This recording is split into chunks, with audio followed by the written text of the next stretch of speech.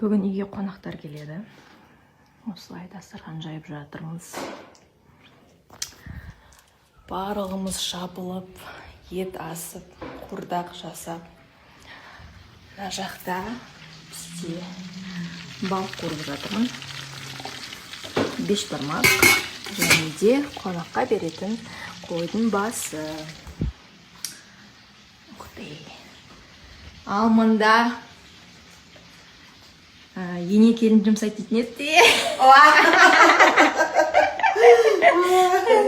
Мама ет осып тұздап жатыр. Не жасайын деп жатсыз, айтыңызшы. Қазыға дайындап қойдым, тұздап, бұрыштап, мінекей ішегін бәрін жуып тазалап қойдым. Осыған қаздығамыз, одан кейін барып қуырдаққа мінекей ет асылып жатыр. 2 морозилікке толтырып, етті тұздап салып қойдым. Енді қалғандарын тұздап жатыр мінекей. Негізі сен де 2-3 балалы шағалы боласың, осының бәрін өзің істейсің. Басқа келіндерге де 2-3 балалы шағалы болғанша осылай өзім бәрін тұздап беретінмін. Мінекей барлығын арасын тілшелеп, осылай әдемілеп тұрып, тұз себеміз. Сосын оны қанын сорықтып, кептіріп алсаңыздар, өте дәмді болады.